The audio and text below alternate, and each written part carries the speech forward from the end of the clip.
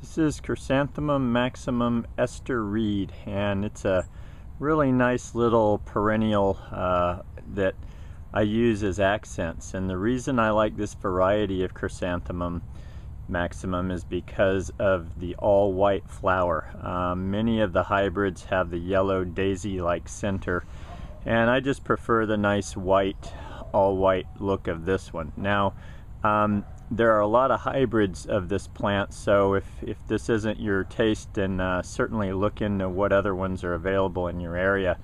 But what I can tell you about this is, and why I'm showing this now, this is the end of August, and this is the second bloom. Even though I'm in a hot inland valley, this is pushing a second round of blooms. And when I've seen these near the coast, Monterey and so forth, where it's much cooler, I see these bloom almost perpetually during the warmer time of the year. In the inland valley where I am, these usually do a very strong bloom like you'll see in the photograph in spring. So you would expect to see that April, May. And they'll bloom for a solid month and a half or more, and just like shown in the flower. Then what I do is deadhead them, and then I get the odd flower coming up, and now I'm getting a nice little bloom cycle. Even though it's nothing like the regular bloom cycle, it's nice to get another round of color. The snails kind of like to hang out in this plant. That's one of the downsides to it. Other than that, they're pretty easy to grow. A lot of times deer leave chrysanthemums alone, so I'm able to use those in deer areas. In terms of water, these like regular water. They're not drought resistant in my opinion. And so just give them kind of average to regular water. Good drainage too. Most perennials like this that have kind of softer tissued root systems typically prefer well-drained soils, so if you can do that, I would recommend it.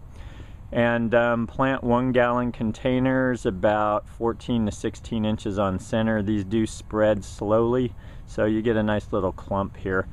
And they're low. The foliage is only about 3 to 4 inches high, and then these flower stalks come up as you see here. And that is Chrysanthemum maximum Esther reed. This is Chrysanthemum Esther reed when you've got a ground cover. I've got Vinca minor here, and it's really woven its way into the Esther reed. But I still get a very nice bloom out of this massing, and I guess what I wanted to show is just how durable this plant is. These are about 9 years old, and they just keep producing even with all this competition. Here I did a sloppy job of deadheading, so just know that the stems, when you cut them, if you don't take them all the way to the ground, they're going to stay around and look brown like you see here in this section. So cut them really low, they'll be fine. And here's the foliage, comes back nice and green.